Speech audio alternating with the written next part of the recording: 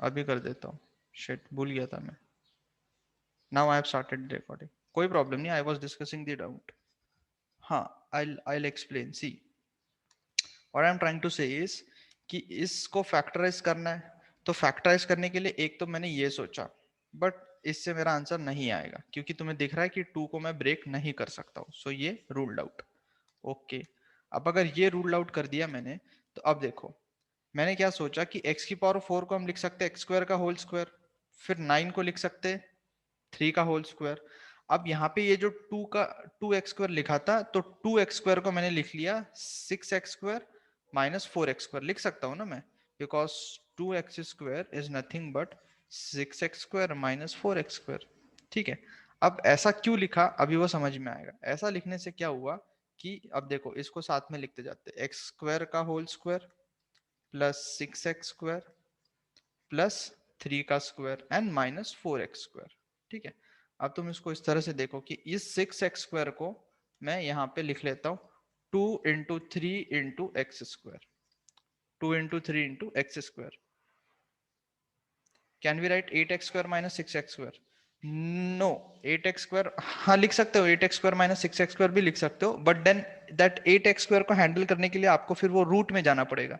So you can do that also, but I would से कि 8x² करने से मैं बताऊंगा अभी क्या होगा प्रॉब्लम। ठीक है, नो प्रॉब्लम, लिख सकते हो उसको। सी, तो ये आ गया a² plus 2ab plus b², तो ये क्या लिखा हुआ है a प्लस बी का होल स्क्वायर, लिख दिया इसको। देन माइनस 4x² को क्या लिख सकते हो 2x का होल स्क्वायर। ठीक है, अब ये इसको देखो, this is nothing but a, this is b, तो a² माइनस b² लिखा हुआ है, तो this would be x² plus 3, a plus b आ जाएगा तो x² plus 3 plus 2x, and दूसरा आ जाएगा a minus b, that is x² plus 3 minus 2x। ठीक है, चलो। Sir please explain again. हाँ, अभी मैंने 2 बार कर दिया, मैं तीसरी बार एक्सप्लेन करता हूँ। ठीक है, चलो ये सब भूल जाओ, फिर से करता हूँ। यहाँ पे जहाँ दिमाग लगाने की बात आ जाती है अपन थोड़ा सा टाइम ले लेते समझने में, कोई बात नहीं। क्वेश्चन क्या था, x की power 4 plus 2x² plus 9। Simple सा काम किया मैंने कि x की पावर 4 को एज इट इज रखा, 2x² को मैंने लिखा 6x² माइनस 2x²। ठीक है, प्लस 9, इसमें तो कोई दिक्कत नहीं है ना, सॉरी ये 4 आएगा। 2 को तो 6 माइनस 4 लिख सकता हूँ, इतना तो समझ में सबको आता है। ठीक है, अब ये समझ में आ गया, फिर मैंने क्या किया, इसको इस तरह से लिखा x की पावर 4 6x² प्लस 9 और माइनस 4x²। ठीक है, अब इन तीनों को देखो, ये क्या लिखा हुआ है x² का होल स्क्वायर प्लस 6 को लिख सकते हैं 2 इंटू 3 इंटू x², और 9 को लिख सकते हैं 3 का स्क्वायर, और माइनस 4x² को क्या लिख सकते हैं 2x का होल स्क्वायर। अब ये देखो a² plus 2ab plus b², ये लिखा हुआ है ना सामने, तो ये लिखा हुआ है x² प्लस 3 का होल स्क्वायर माइनस 2x का होल स्क्वायर। अब तुम इसको a मानो और इसको b मानो, a² माइनस b² क्या होता है a plus B into a minus B, तो आ गया ये, सॉरी a प्लस बी और फिर a माइनस बी। ठीक है, अब देखो किसी ने मुझे बोला कि सर इसको अब 8 माइनस 6 नहीं लिख सकते क्या, लिख सकते हैं, बताता हूँ। x की पावर 4 प्लस 2x² था, उसको लिख लिया 8x² माइनस 6x² प्लस 9। ऐसा लिखने से अब देखो इसको लिख लिया मैंने, नहीं ऐसा नहीं लिख पाएंगे, ऐसा लिखने में प्रॉब्लम है, क्योंकि देखो अभी क्या होगा, ये लिख लिया मैंने minus 6x² plus 9 plus 8x²। ठीक है, अब देखो इसको तो तुम लिख लोगे x² माइनस 3 का होल स्क्वायर, और यहाँ पे आ गया प्लस 8x²। अब इसको आगे फैक्टराइज नहीं कर पाओगे ना, इसको आगे ब्रेक नहीं कर पाएंगे हम, देर इज नो मेथड जहां पे हम इसको आगे ब्रेक कर पाए, सो ऐसे नहीं कर सकते हम। ठीक है, अगर यहाँ पे माइनस होता तो कर सकते थे, बट वो छोड़ दो अभी, बिकॉज फिर अगर यहाँ पे माइनस होता तो इस 8x² को लिखा जाता 2√2x का होल स्क्वायर, तो फिर वही है √2 का स्क्वायर 2 होता है, वो उतना नहीं पूछेंगे तुमसे, so that is why I am saying ऐसा नहीं कर सकते। ठीक है, तो ये कौन सा क्वेश्चन था? Question number 6। फिर आते हैं 7 पे। ये मैंने क्लास में कराया था ना 7, तो ऐसा मुझे लग रहा है। 7 तो बहुत इजी है। 7th में लिखा हुआ है ए square minus 2ab minus C square plus B square. ते तो इजीली दिख रहा है ना, देखो टर्म्स को रीअरेंज करो, माइनस 2ab दिख गया और यहाँ पे प्लस बी स्क्वायर लिखा हुआ है and then minus C square. तो ये क्या लिखा हुआ है? ए माइनस बी का होल स्क्वायर एंड यहाँ लिखा हुआ है C square. So now again इसको एक क्वांटिटी दूसरा क्वांटिटी, तो A minus B plus C आ जाएगा और ये आ जाएगा A minus B minus C. Then कौन सा है? Question number 10। अरे 10 तो क्लास में कराया बेटा, मैंने कितनी बार बोल रखा है कि कभी भी पढ़ाई करते समय पहले जो क्लास में कर रहा है वो पढ़ लेना चाहिए अपने, हमने एक बार वो क्वेश्चन पहले सॉल्व कर लेने चाहिए फिर से। एग्जैक्ट क्वेश्चन क्लास में किया हुआ है, ठीक है? तो देखो क्लास नोट्स। पढ़ाई करने का बेसिक रूल ही तो भूल जाते हो तुम। जो क्लास में पढ़ाया जाता है उसको पहले समझना चाहिए, उसको पहले अच्छे से कर लेना चाहिए, फिर क्वेश्चन को सॉल्व करना चाहिए। ये क्लास में किया हुआ क्वेश्चन है। फिर क्या है? 15th question. 15th में क्या है? Factorise P Q square plus Q into P minus one minus one. हाँ, तो इसको कैसे करेंगे? P Q square plus Q को मल्टीप्लाई कर दो अंदर, तो ये आ जाएगा क्यू पी, फिर यहाँ पे आएगा माइनस क्यू माइनस वन। अब देखो इन दोनों में से Q common, P Q common निकल सकता है, निकाल लिया। यहाँ पे एक पी था वो बाहर आ गया, क्यू स्क्वायर में से एक क्यू बाहर आ गया, बचा एक। यहाँ पे प्लस पी क्यू दोनों बाहर आ गए, वन बचा। इन दोनों में से माइनस साइन को बाहर लो, माइनस वन को, तो this is Q plus one.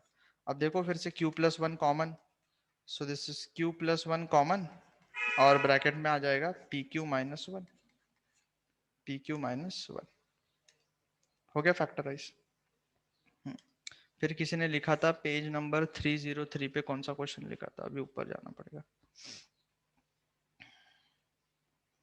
29th question 303 पे। ओके, अब वो रूट थ्री आ गया ना, रूट थ्री आ गया, रूट थ्री आ गया, कोई बात। क्वेश्चन नंबर 29, ये 303 पेज का है। तो अच्छा है क्या रूट वाले क्वेश्चन इसमें? मुझे लगा नहीं होंगे। ठीक है, root three x plus six. चलो, इसको करने का लॉजिक सिंपल सा वही है क्या जो हमने पढ़ा था। इसमें रूट थ्री लिखा हुआ है, अब इस रूट थ्री को दो नंबर में ब्रेक करना है जिनका एडिशन हो जाएगा रूट थ्री और मल्टीप्लीकेशन हो जाएगा six into minus one, that is minus six. ठीक है, सबसे पहले तो ये समझ लो कि ये प्रोडक्ट इतना माइनस सिक्स होना चाहिए। अब दो नंबर सोचो, दो नंबर सोचने के लिए मुझे समेशन चाहिए रूट थ्री और माइनस सिक्स चाहिए प्रोडक्ट। तो आई थिंक ये तुम्हें अभी सर्ट्स का एडिशन सब्ट्रैक्शन, तुमने सर्ट्स पढ़ा है क्या? रैशनलाइजेशन सर्ट्स नहीं पढ़ा है, राइट? नहीं। हाँ तो नहीं पढ़ा। हाँ तो ये क्वेश्चन आप छोड़ सकते हो, मैं सोल्यूशन बता देता हूँ। 9th में एक्चुअली सर्ट्स एंड उसका होता है, तो उसमें पता होता है। तो किसी को अगर आता होगा तो समझ सकते हैं कि इसको लिखा जा सकता है two root three and minus root three. Two root three minus root three subtract होके रूट थ्री मिलता है, ठीक है? Two root three minus root three करेंगे तो रूट थ्री आएगा, और two root three into root three आएगा, तो this is two into three six, sorry minus six. मेरी आवाज नहीं आ रही है, आपके यहाँ पे इंटरनेट का प्रॉब्लम होगा, रीजॉइन करो।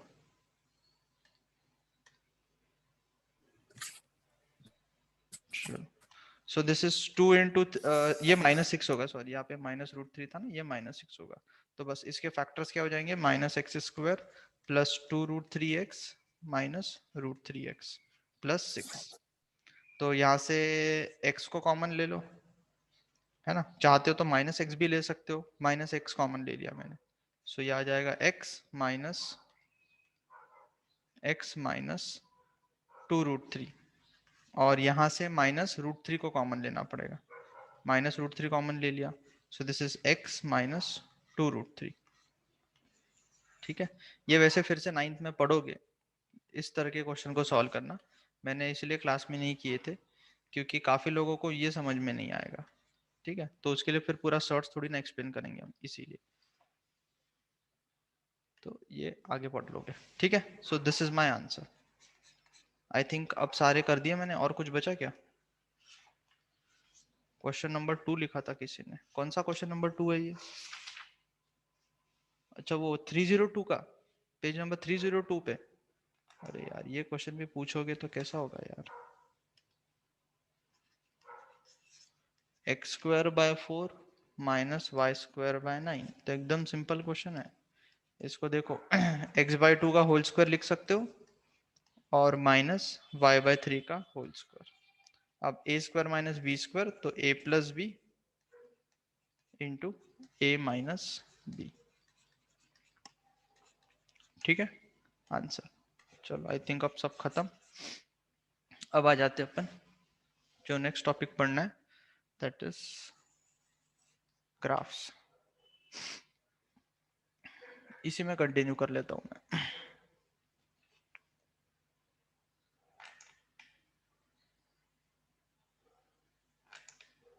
ग्राफ पेपर यूज किया है सबने इससे पहले? Yes sir. Graph paper use किया है ना, फिर समझ जाओगे जल्दी। देखो, yes sir. Introduction to graphs,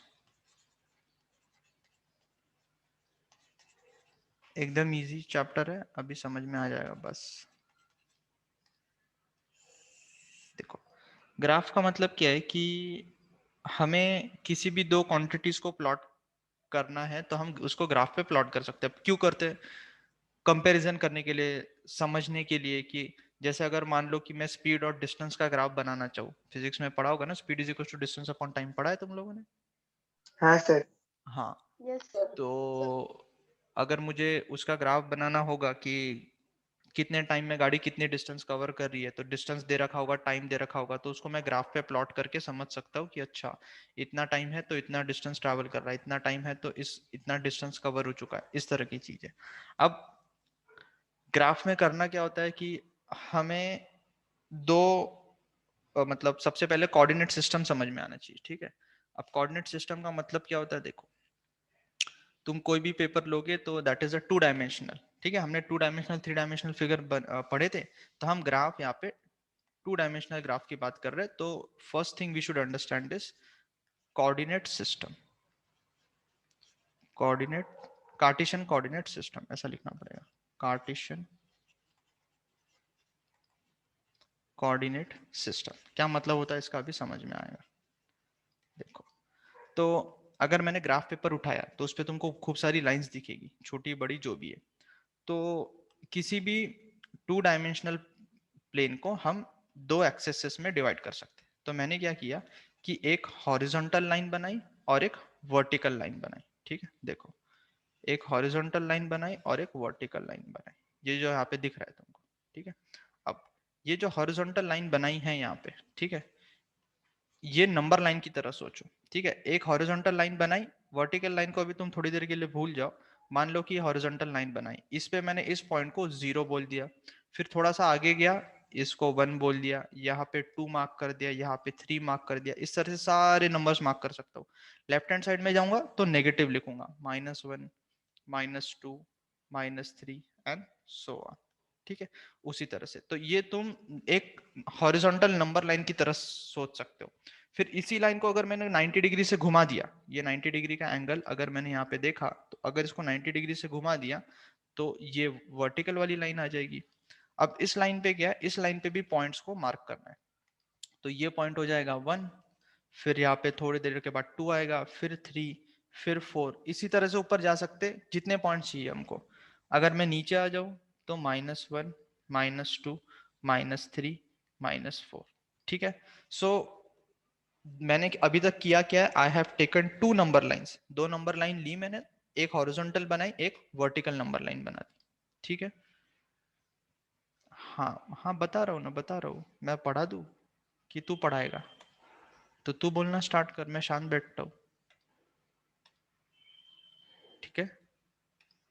या तो मैं पढ़ा लूँ, और अगर अपने को पता है तो अच्छी बात है, फिर शांति से सुनते रहे बस। हाँ, तो ये जो हॉरिजॉन्टल लाइन बनाई है मैंने, इसको हम बोलते हैं x axis, this is nothing but x axis.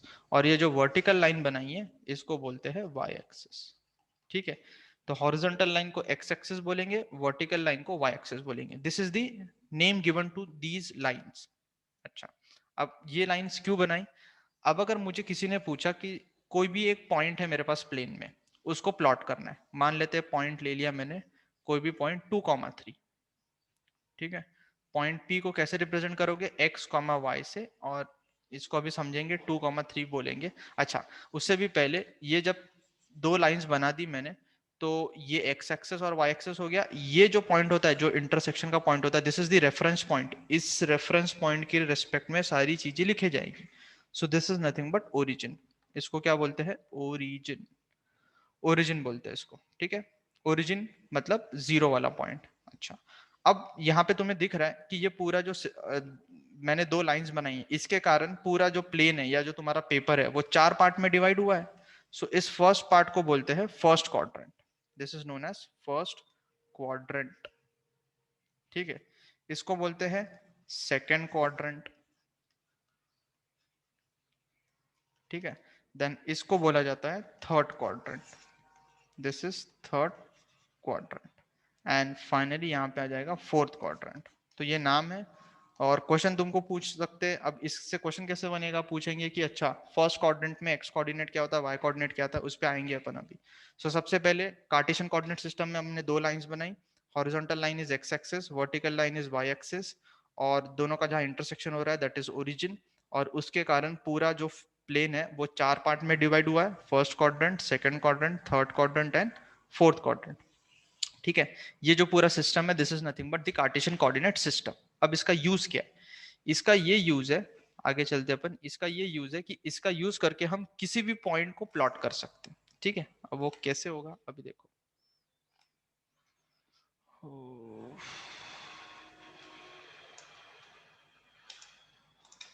So again मैंने वो दोनों लाइंस को बना लिया, ये y ये x।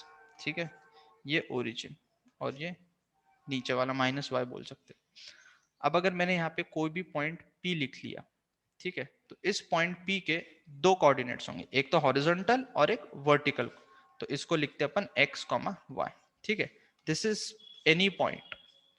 सो कोई भी पॉइंट अगर मैं प्लेन में ले लूं तो उसको x, y से रिप्रेजेंट करेंगे। और यहाँ पे ये जो x है this is known as x coordinate. इसको बोलेंगे x कोऑर्डिनेट। और इसका दूसरा नाम जो होता है, जो घर का नाम बोल सकते हो, दैट इज एब्सिसा। ठीक है, ये नाम होता है इसका। और जो y वाला पॉइंट है उसको हम बोलते हैं y coordinate. This is nothing but y coordinate. और इसका दूसरा नाम होता है ऑर्डिनेट। अगर मैंने सिर्फ एक्स कोऑर्डिनेट बोला तो एब्सिसा भी मतलब हुआ उसका, अगर मैंने सिर्फ ऑर्डिनेट बोल दिया तो उसका मतलब वो वाई कोऑर्डिनेट की बात चल रही है। ठीक है, अब ये पॉइंट पी के रिस्पेक्ट में मैंने लिखा एक्स कॉमा वाई, तो ये एक्स कॉमा वाई है क्या? ठीक है, ये क्या है? तो अब इसको ग्राफिकली समझते कि ये क्या रिप्रेजेंट कर रहा है। एक्स कोऑर्डिनेट का मतलब होता है perpendicular distance from y axes. तो ध्यान से सुनना, एक्स कोऑर्डिनेट बोल रहा हूं तो परपेंडिकुलर डिस्टेंस कहां से बोला मैंने? वाई एक्सेस से। तो इस पॉइंट का, ये वाई एक्सेस होती है वर्टिकल वाली लाइन, इससे जो परपेंडिकुलर डिस्टेंस होगा that is nothing but x coordinate. तो हम लिख सकते हैं यहाँ पे this x coordinate means perpendicular distance from y axis। ठीक है, तो ये वाला पॉइंट होगा, ये डिस्टेंस होगा x, मान लेते हैं इसको m। तो ये pm क्या होगा? x। वो क्या रिप्रेजेंट कर रहा है? Perpendicular distance from y axis. अब उसी तरह से y कोऑर्डिनेट पे आ जाओ। y कोऑर्डिनेट क्या हो जाएगा? y coordinate will be perpendicular distance from x axis. तो यहां लिख लिया मैंने एनी पॉइंट। ठीक है, तो पॉइंट P का जो x एक्सिस से डिस्टेंस होगा दैट विल बी y। ठीक है, इसको n बोल दिया।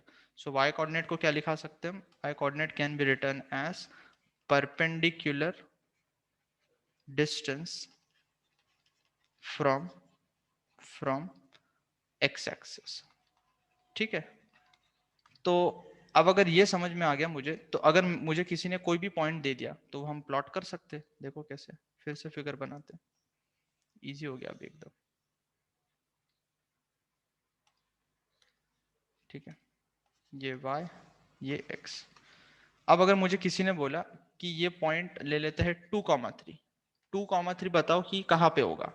तो सबसे पहले 2,3 को प्लॉट करने के लिए ग्राफ पेपर को कंप्लीट कर ले अपना।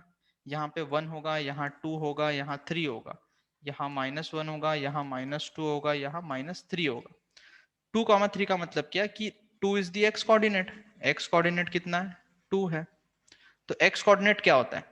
X coordinate is nothing but the perpendicular distance from y axis.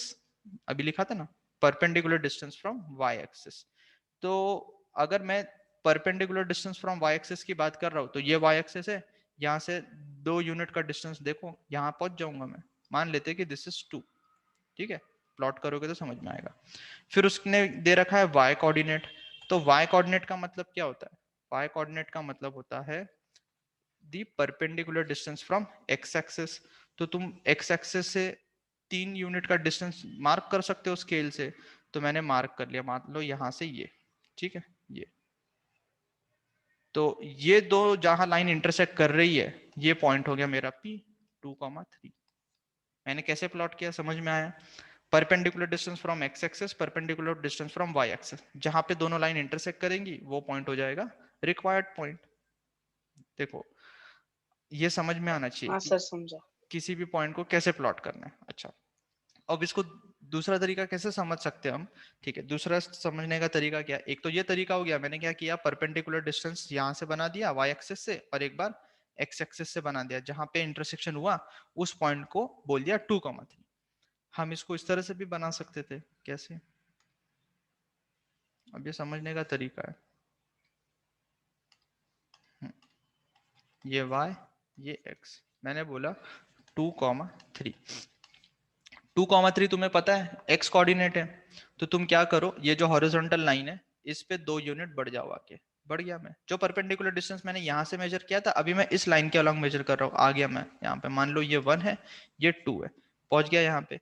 अब मुझे y कोऑर्डिनेट चाहिए 3, तो यहाँ से तुम 3 ऊपर चले जाओ, ऐसा परपेंडिकुलर आ गया यहाँ पे। मान लेते ये 1 होगा, ये 2 होगा और ये 3 होगा। सो बस ये आ गया मेरा रिक्वायर्ड पॉइंट 2,3। ऐसे भी समझ सकते हैं इसको। ठीक है, कि पहले मैं एक्स एक्सिस के अलॉन्ग चला, जहां पे एक्स एक्सिस पे रुक गया वहीं से परपेंडिकुलर डिस्टेंस ऊपर चले गया मैं।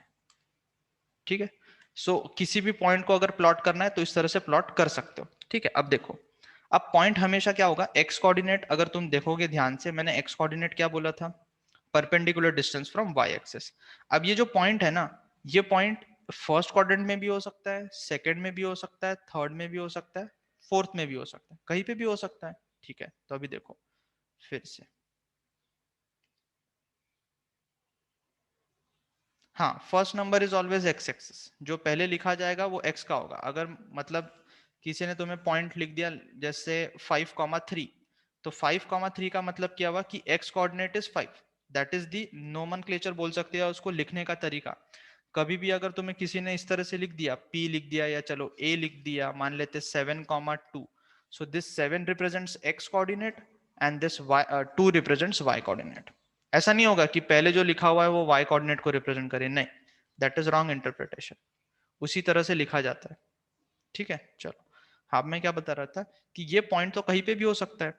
तो अगर मान लो कि पॉइंट इस फर्स्ट क्वाड्रेंट में है, तो तुम्हें ये समझ में आता है कि इसका जो x कोऑर्डिनेट होगा वो तो पॉजिटिव होगा, और जो y कोऑर्डिनेट होगा वो भी पॉजिटिव होगा। समझ में आ रहा है क्यों?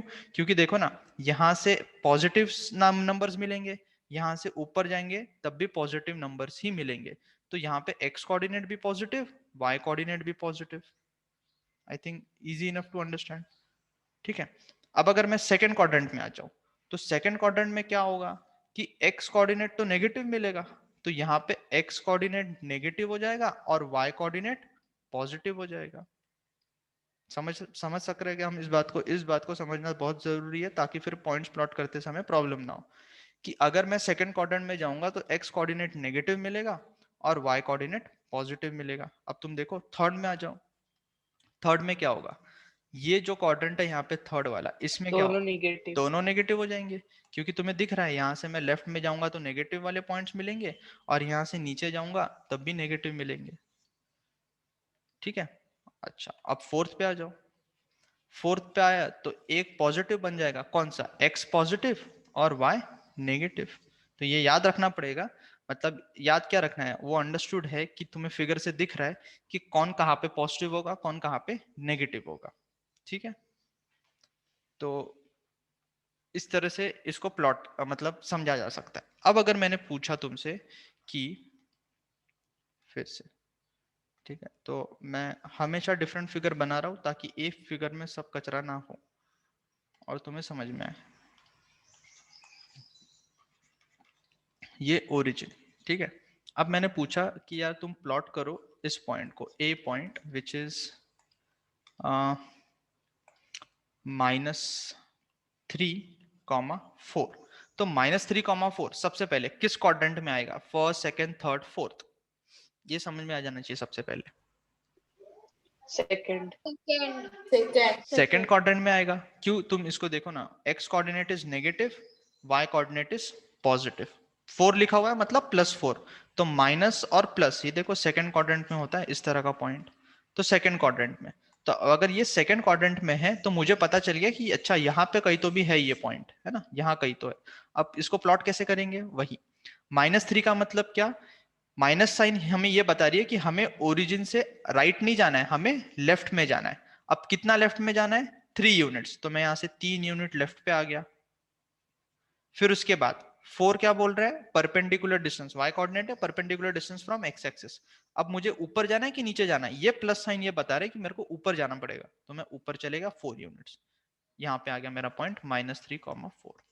तो this is 3 distance, this is 4 distance. मैं यहाँ पे डिस्टेंस लिख रहा हूँ तो सिर्फ 3 लिखूंगा, -3 नहीं लिखूंगा। माइनस साइन का मतलब क्या है कि मुझे लेफ्ट में जाना था।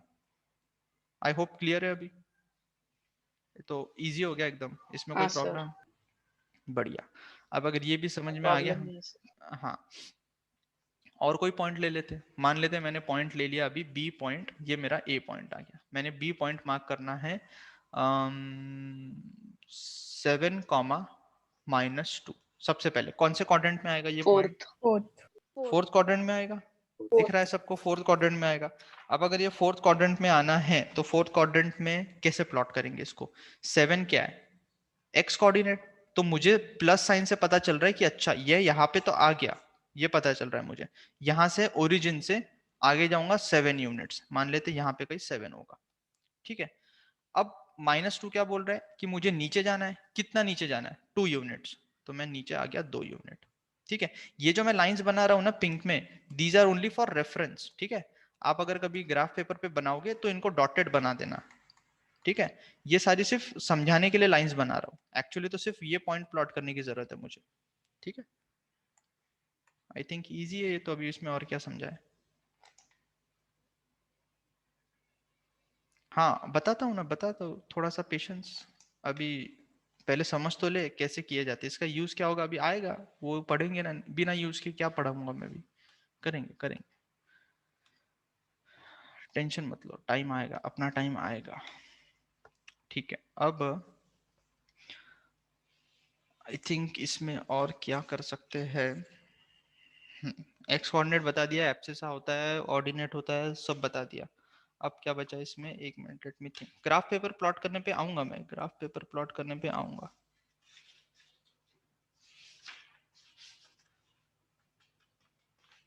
आपको किस क्वाड्रेंट में पॉइंट लाया करता है ये भी समझ में आ गया, तो that is also not a problem. ठीक है, चलो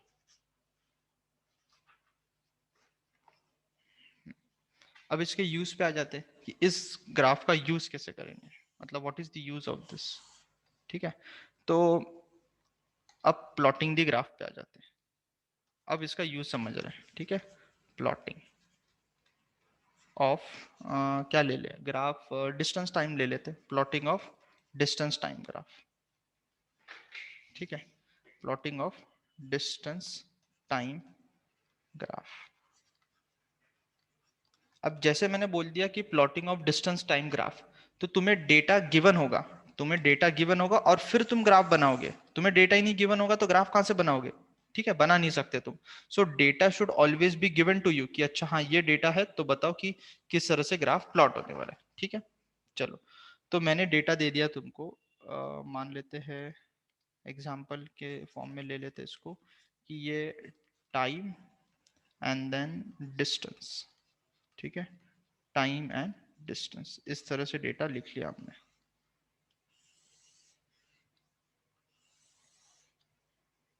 टाइम को ले लेते हैं आवर्स में एंड डिस्टेंस को ले लेते हैं किलोमीटर्स में। ठीक है, तो मान लो कि अगर टाइम 1 आवर है तो distance covered is 30।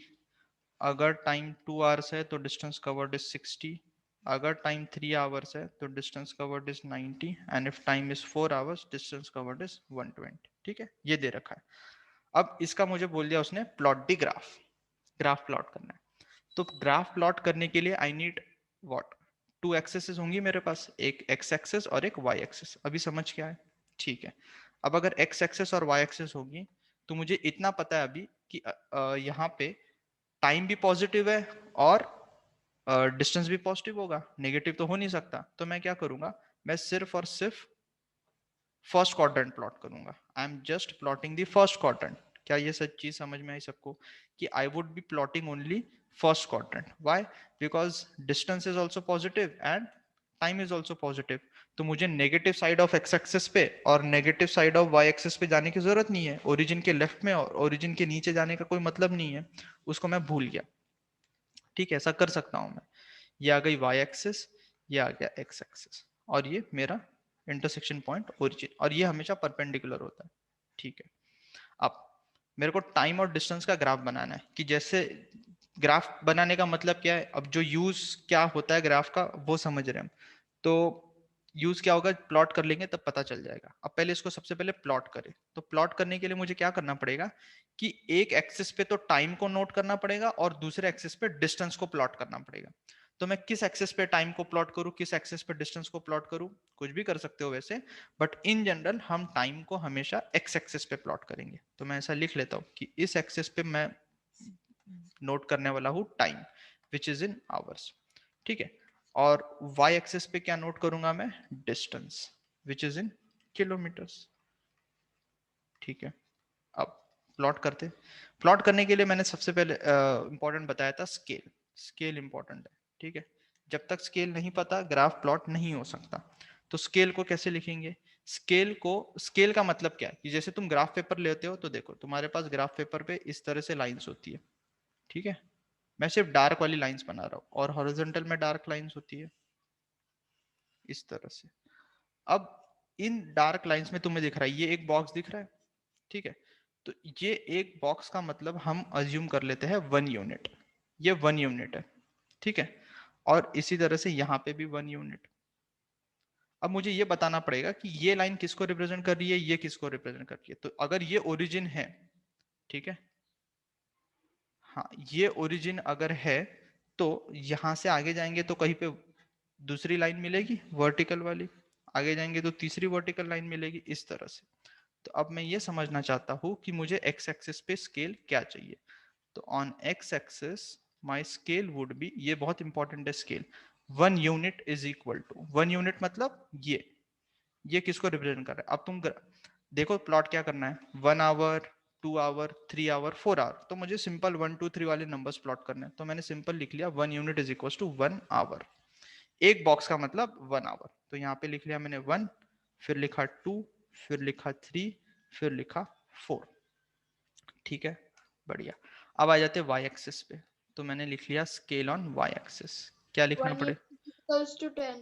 1 unit is equal to, अब तुम देखो कि डिस्टेंस तुम्हें क्या चाहिए, 30, 60, 90, 120।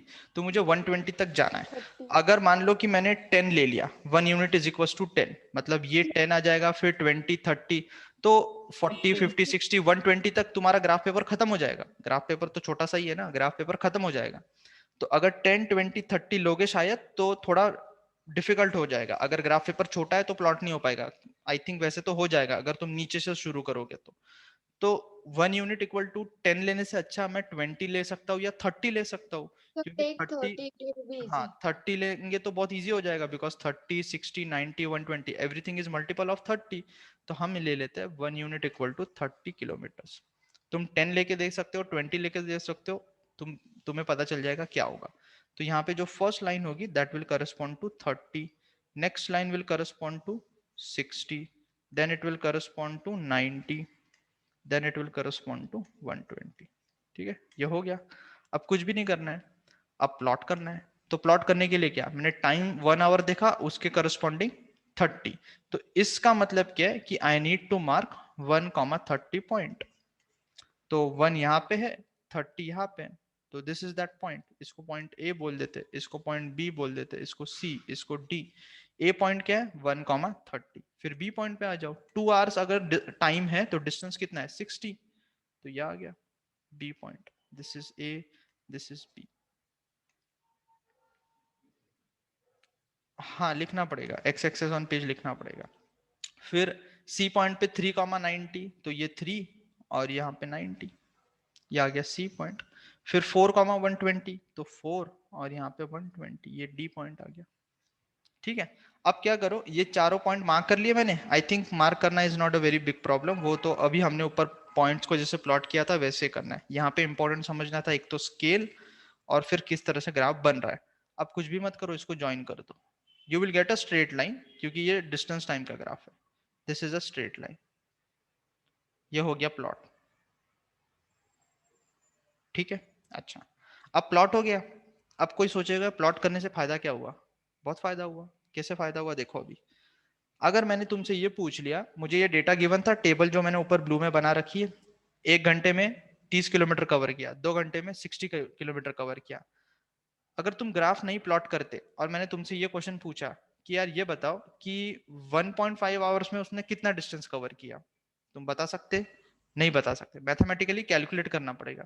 लेकिन ग्राफ पेपर प्लॉट करने से वो भी पता चल जाएगा। कैसे? तुम बोलोगे अच्छा 1.5 किलोमीटर में चाहिए, तो ये सॉरी 1.5 आवर्स में चाहिए, तो यहाँ पे कहीं होगा 1.5 आवर्स, उसके करस्पॉन्डिंग मैंने यहाँ से एक लाइन बना दी।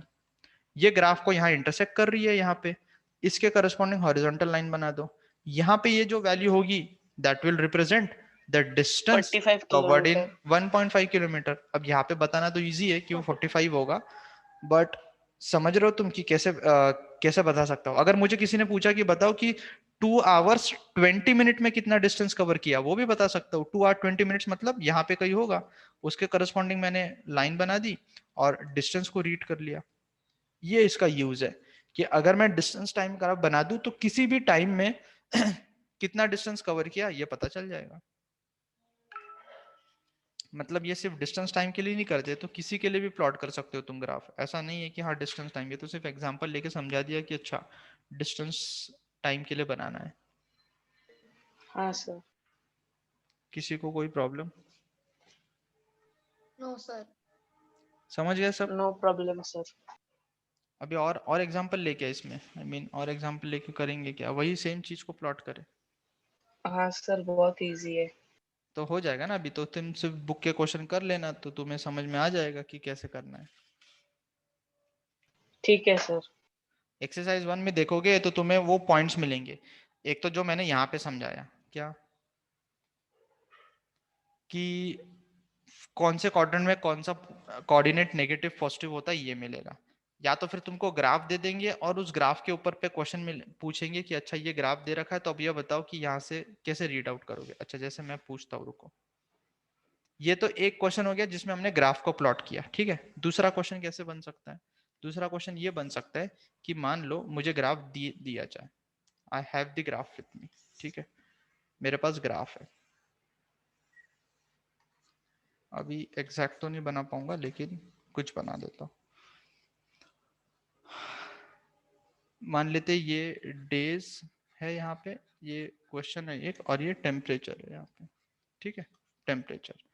तो उसने बोल दिया कि अगर यहाँ पे मंडे को इतना टेम्परेचर था, दिस इज मंडे, फिर ट्यूसडे, फिर वेडनेसडे, ठीक है, फिर थर्सडे, फिर फ्राइडे एंड सो ऑन। तो मंडे को मान लो इतना टेम्परेचर था, ट्यूसडे को इतना हो गया, मैं ग्राफ बना देता हूँ, ठीक है, फिर अपन इसको डिस्कस करेंगे। यहाँ पे आ गया, या तो बुक होगी तो बुक में exercise 1 question number 26, question number 26।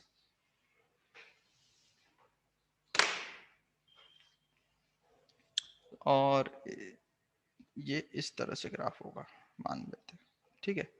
ये मंडे को कितना टेम्परेचर था ये लिखा हुआ है यहाँ पे, ये वैल्यू होगी मान लेते हैं 15, ये 20, ये करस्पॉन्डिंगली कितनी है 35, and corresponding to this value it is 25, और ये फिर से 20, ठीक है, ये 20 है। अब क्वेश्चन उसने ये पूछा, ये ग्राफ क्वेश्चन में गिवन है मुझे, गिवन होने के बाद द क्वेश्चन इज कि the maximum temperature of 35 degree कौन से दिन पे था, ऑन विच डे। तो तुम्हें दिख गया ना कौन से दिन पे वेनसडे। है, वेनसडे। वेनसडे। बस, ये क्या मतलब है, तो सिंपल आईक्यू वाला क्वेश्चन हो गया कि हाँ, उसने पूछा कि किस दिन टेम्परेचर 35 डिग्री था, what was the maximum temperature and on which day. The maximum temperature is 35 degrees and it is on Wednesday, right. तो I think nothing more to explain in graph. समझ में आया, इतना ही आपको, इतना ही अंडरस्टैंडिंग है। फिर 9th में जाओगे तो फिर और कुछ ऐड कर देंगे इसमें, हिस्टोग्राम कैसे प्लॉट करते या आगे की चीजें। किसी को कोई ओके डाउट, सर। किसी को कोई डाउट कुछ पूछना है? नहीं सर। ठीक है, नो। तो फिर नेक्स्ट टॉपिक पढ़ लेते अपना, प्लेइंग विद नंबर्स। इसमें तो सेल्फ स्टडी है यार, प्लेइंग विद नंबर्स। एक्चुअली ये खुद को पढ़ना चाहिए तुम्हें, कोई बात नहीं, हम ही पढ़ लेते हैं। प्लेइंग विद नंबर्स, अब चैप्टर का नाम है प्लेइंग विद नंबर्स। सर वो पाई चार्ट वगैरह नहीं है क्या? पाई चार्ट वगैरह इसमें नहीं है ना, कहाँ दे रखा है पाई चार्ट, बुक में देखो पाई चार्ट है क्या कहीं पे, कहीं नहीं है। बता दूं क्या पाई चार्ट? चलो नहीं सर, वो स्कूल में बता दिया। चैप्टर में बताया था। हाँ, पाई चार्ट तो बहुत इजी है, उसमें कुछ मतलब सर्कल में प्लॉट करना है सबको, instead of plotting it on graph, आपको सर्कल में प्लॉट करना है, ठीक है। मतलब वो ग्राफ प्लॉट करने के तरीके होते हैं, जैसे मैंने बोला पाई चार्ट हो गया एक तरीका, फिर हिस्टोग्राम, बार ग्राफ, ये सारी चीजें होती है, ठीक है। सर वो डेटा हैंडलिंग में हुआ है। अच्छा, डेटा एंडिंग में हो चुका है, बस फिर प्लेइंग विथ नंबर्स। अब प्लेइंग विथ नंबर्स में तो नाम में लिखा हुआ है नंबर के साथ खेलना है, तो ठीक है खेल लेते हैं नंबर से। क्या खेलेंगे नंबर के साथ? अच्छा, सबसे पहले इसमें क्या पता होना चाहिए, डिविजिबिलिटी टेस्ट। तो आई थिंक 2 से 3 से 4 से 5 से 6 7 8 9 इससे डिविजिबिलिटी का रूल सबको पता है? हाँ सर। कहाँ तक Yes, पता है? सर 7 का नहीं पता। 11 7? पता है। चलो अभी मैं बताता हूँ, रुको मैं पहले एक चार्ट दे देता हूँ। सर 7 और 13 का नहीं पता। हाँ अभी डिस्कस करते ना, देखो बताता हूँ, क्यों चिंता करते हैं, अभी बताते हैं, डरते काय को तुम।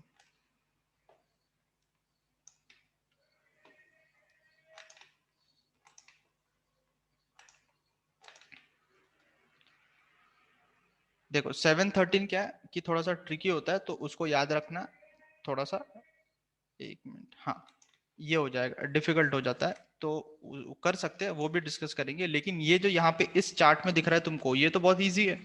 2 से डिविजिबिलिटी टेस्ट का मतलब क्या है कि यूनिट डिजिट पे इवन नंबर होना चाहिए या जीरो होना चाहिए। 3 से मतलब क्या होता है कि sum of the digit should be divisible by 3। 4 से कैसे चेक करते हैं, last 2 digits of the given number should be divisible by 4। अगर मतलब मैंने लिखा 256, तो अगर 256 डिविजिबल है कि नहीं है चेक करने के लिए मैं क्या करूंगा 4 से कि 56 पे ध्यान दूंगा, तो क्या 56 डिविजिबल है 4 से? Yes, 56 is divisible. तो since 56 is divisible, I would say this number is also divisible by 4, ठीक है। फिर यूनिट 5 से डिविजिबिलिटी का रूल पता है सबको, यूनिट डिजिट शुड बी 0 और 5। 6 का क्या रूल है कि number should be divisible bye 2 and 3 both, अगर 2 और 3 से दोनों से डिविजिबल होगा तो 6 से भी डिविजिबल होगा। फिर 8 में क्या है, जैसे 4 में हमने लास्ट 2 डिजिट देखे, 8 में we would see the last 3 digit, last 3 digit देखूंगा, अगर वो डिविजिबल है तो then it is divisible by 8।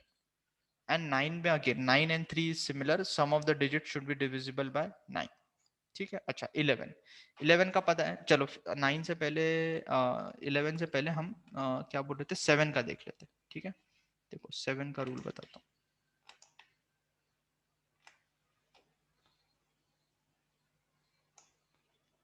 अभी 7 का रूल बताते हैं। 7 फिर आएंगे 11 पे।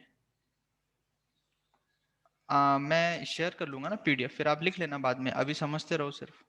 आप बाद में लिख सकते हो ना, पीडीएफ भी मिलेगा और ये भी वीडियो भी मिल जाएगा, तो बाद में लिख सकते हो। देखो 7 से क्या है, पहले रूल पढ़ो। This is the rule for 7। कोई भी नंबर 7 से डिविजिबल कब होगा, मैंने क्या लिखा है यहाँ पे, double the last digit of the given number and subtract from remaining number, the result should B 0 और डिविजिबल बाय 7। तो अभी एग्जांपल से समझते हैं इसको क्या मतलब हुआ। तो सिंपल सा नंबर लेते हैं, मान लेते हैं 413। ठीक है, एग्जांपल लिया मैंने 413। तो मुझे चेक क्या करना है कि यार 413 7 से डिविजिबल है कि नहीं है। तो इसके लिए मैंने क्या लिखा है यहाँ पे, double the last digit of the given number. तो लास्ट डिजिट कौन सा है यहाँ पे, the last digit is 3, last digit 3 है। ठीक है, तो उसने लिखा है कि लास्ट डिजिट को डबल करो, तो 3 का डबल 6, 3 इंटू 2 कर दिया तो आ गया 6। अब इसको डबल करने के बाद तुम क्या करना है, subtract from the remaining number. तो रिमेनिंग नंबर मतलब तुम अभी 3, यहाँ पे 413 लिखा हुआ है तो 3 को भूल जाओ, और रिमेनिंग नंबर कौन सा है, 41 सॉरी। तो 41 में से इसको सब्ट्रैक्ट करो 6। समझ में आ रहा है, 41 में से 6 को सब्ट्रैक्ट किया तो कितना मिला मुझे, 35। अब ये जो 35 मिला है, ये अगर 0 आ जाए या ऐसा नंबर आ जाए जो 7 से डिविजिबल है, तो इसका मतलब this is also divisible by 7। कुछ घुसा कि नहीं घुसा दिमाग में, Yes, sir. No, sir. है ना? Yes, sir. Understood. अभी और एग्जांपल सर लेता हूं, अंडरस्टूड। है ना, अभी और एग्जांपल लेता हूं। तो हमने किया क्या, लास्ट डिजिट को देखा 3, उसको डबल कर दिया 6 आ गया, और फिर 3 को भूल गए, बचा नंबर 41 में से जो डबल वाला नंबर आया उसको सब्ट्रैक्ट कर दिया, 35 आ गया। अब ये 35 आ गया तो 35 तो 7 से डिविजिबल होता है, therefore this is also divisible bye 7। Therefore 413 is divisible bye 7। ठीक है, ओके। अब अगर मैंने नंबर ले लिया, मान लेते हैं 65, बड़ा नंबर लेंगे तो देखो क्या होगा, ये जब तक 2 डिजिट नंबर नहीं आता करते जाओ। 65, एक मिनट, 6545, 6545। अब इसको सोचो, फिर मैं एक्सप्लेन करता हूँ।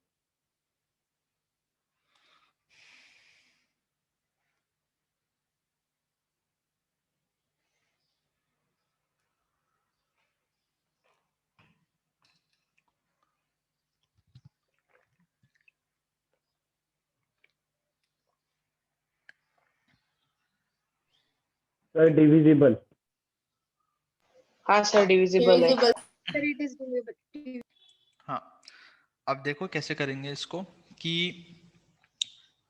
लॉजिक क्या था अपना, लास्ट वाला डिजिट है उसको डबल कर देंगे, तो 5 का डबल करेंगे तो आएगा 10, और इसको किस में से सब्ट्रैक्ट करना है, रिमेनिंग नंबर 654 में से। तो 654 माइनस 10 हो जाएगा, ये 654 माइनस 10 इज 644। ठीक है, 644 आ गया। अब 644 को फिर से चेक करो, क्योंकि 644 तो 3 डिजिट आ गया, तो अब ये 7 से डिविजिबल है कि नहीं है, उसके लिए क्या करूंगा मैं फिर से वही प्रोसेस करूंगा। मैं यहाँ पे लास्ट डिजिट 4 है, 4 को डबल करूंगा, कर दिया, और उसको 64 में से सब्ट्रैक्ट कर दूंगा बिकॉज रिमेनिंग नंबर 92। 64। तो यहाँ से कितना आएगा, 64 माइनस 8, और 64 माइनस 8 कितना होता है, 56। क्या 56 7 से डिविजिबल है, हाँ है। तो since 56 is divisible bye 7, so the given number is divisible. 92 कहाँ से आ गया, 92 कहाँ से आ गया रे,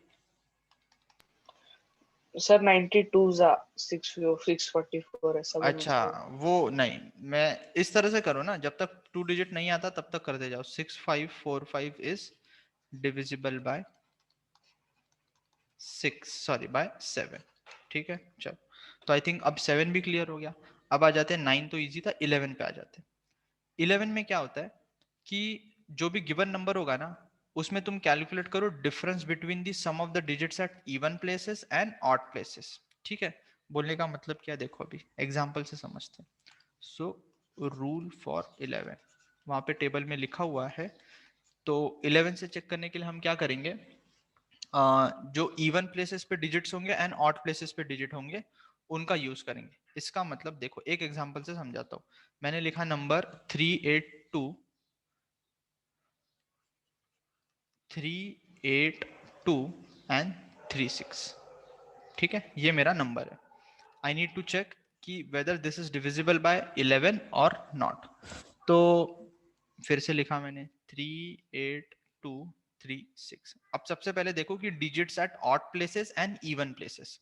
तो ये फर्स्ट डिजिट है, तो 1 का मतलब तो ऑड हो गया, सो this is odd place, this is odd place and this is also odd place. तो ये ऑड प्लेसेस वाले डिजिट्स हो गए। ठीक है, और ये दोनों इवन प्लेस वाले हो गए, these are even place digits.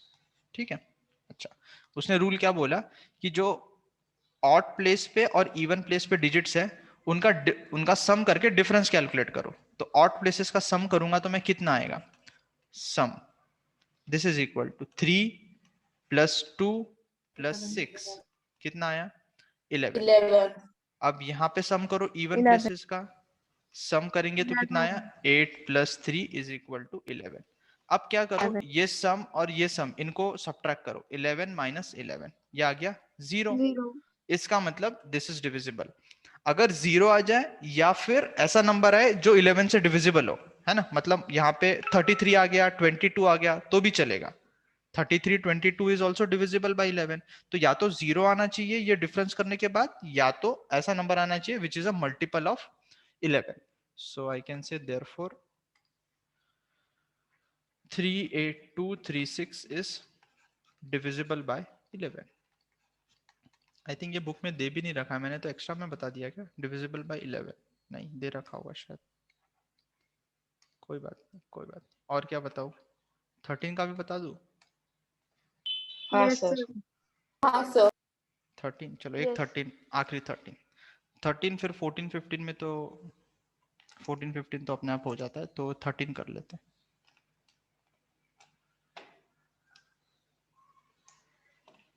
मैं बस लिखा हुआ है, मैं वो कॉपी कर देता हूँ। ये देखो this is the rule for 13। क्या लिखा हुआ है पढ़ लेते पहले इसको।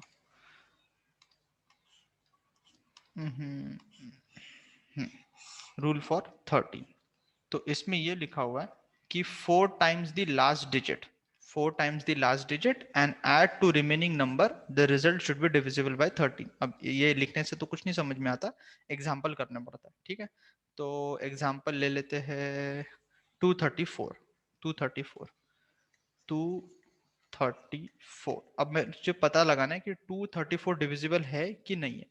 तो क्या करेंगे, 4 टाइम्स द लास्ट डिजिट कौन सा है 4, तो इसको 4 टाइम्स कर दिया and add to the remaining number 23, so 23 में इसको ऐड कर लिया। so how much this is 23 plus 16 और ये कितना है 39।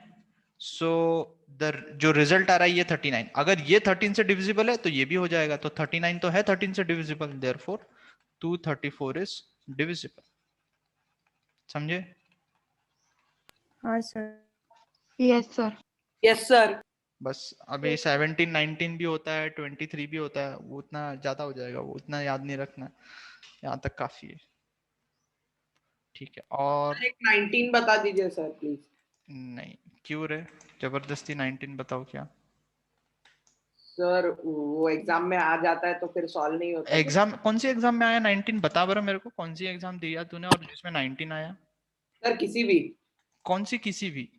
एग्जाम का नाम होगा ना कि किसी भी नाम है एग्जाम का। सर अगर 9th में स्कूल में जाने के लिए एंट्रेंस एग्जाम देना पड़े तो वो 19 का नहीं पूछेंगे, वो 13 का भी नहीं पूछेंगे, मैं गारंटी के साथ बताता हूँ। 11 मैक्सिमम होता है, 7 का भी नहीं पूछता कोई, ओके वो सर। तो ऐसे ही होता है। फिर भी बता देता हूँ, तूने बोल ही दिया है तो बताना तो पड़ेगा, नहीं तो तू मेरे को मारेगा, डांटेगा, गुस्सा करेगा मेरे पे। सही बात है ना, इतना गुस्सा मत किया कर। ठीक है, 19 का रूल क्या होता है वो बताता हूँ। 19 में भी वो करना है कि जो लास्ट डिजिट होता है ना, जो लास्ट डिजिट होता है उसको तुम डबल करो और रिमेनिंग में ऐड कर दो। इसका मतलब जैसे मैंने बोला कि देखो मैं लिख देता हूँ, इसने पूछा है तो बताना ही पड़ेगा अभी। Rule for 19, rule is double the last digit of given number, ठीक है, and add to remaining, and add to remaining number, and the result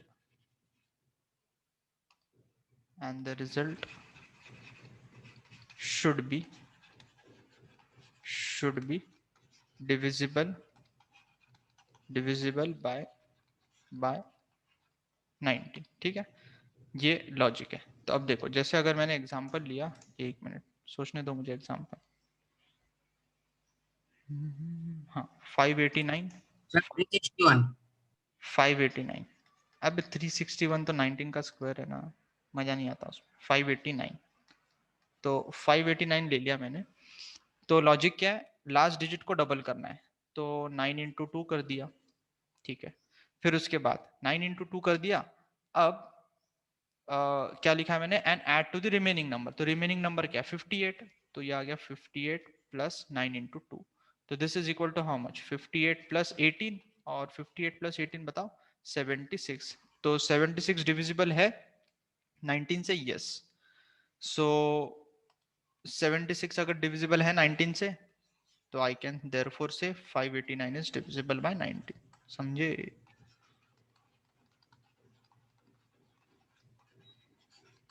ये 19 का रूल हो गया, ठीक है। तो 589 सही सोचा था अपन ने। चलो फिर आगे बढ़ते। तो ये डिविजिबिलिटी का रूल हो गया, ये डिविजिबिलिटी के रूल याद होने चाहिए, ठीक है। तो डिविजिबिलिटी टेस्ट आ गया। फिर तुमको प्लेइंग विद नंबर्स में क्या मिलेगा, पजल टाइप वाले क्वेश्चंस मिलेंगे, ठीक है। तो वो कुछ क्वेश्चन करते, उसमें देयर इज नो लॉजिक कि हाँ मतलब इस प्रोसीजर से क्वेश्चन को सॉल्व करना है या ऐसे करना है, ऐसा कुछ सेट प्रोसीजर नहीं है, वो तो सोचने पे, ठीक है, कि हम कैसे इस क्वेश्चन को सोचें। देखो मैं पहला लिखता हूँ पजल, अभी पजल सॉल्व करेंगे। तो जैसे पहले इजी से शुरू करते हैं, ठीक है। तो फर्स्ट लिखा मैंने, find Q in addition, find Q. Puzzle वाले क्वेश्चन मतलब अभी समझेगा। Find Q in addition, in addition क्या है 3 1 क्यू 1 क्यू 3 3 1 क्यू क्यू 1 3, और इनको ऐड करने से मुझे मिल रहा है 501 501, and this is an addition. Question क्या है, ये इस टाइप का क्वेश्चन है अपने को कि इसमें जो क्यू दिख रहा है वो मुझे फाइंड आउट करना है सच दैट कि ये एडिशन ट्रू हो जाए, ठीक है। तो अभी सोचना पड़ेगा, ये दिमाग चलाना पड़ेगा, दिमाग को दौड़ाना पड़ेगा। कैसे दौड़ा है सर दोनों भी क्यू की वैल्यू सेम है क्या? होगी सेम, नहीं तो कैसे चलेगा, होगी सेम। जब दोनों जगह क्यू लिखा है तो क्यू सेम। क्यू क्यू एक डिजिट होगा जो सेम डिजिट को रिप्रेजेंट करेगा। Q and Q is same digit, मतलब कभी भी इस टाइप के क्वेश्चन में अगर क्यू क्यू लिखा है दो बार तो वो सेम डिजिट को रिप्रेजेंट करेंगे, ठीक है।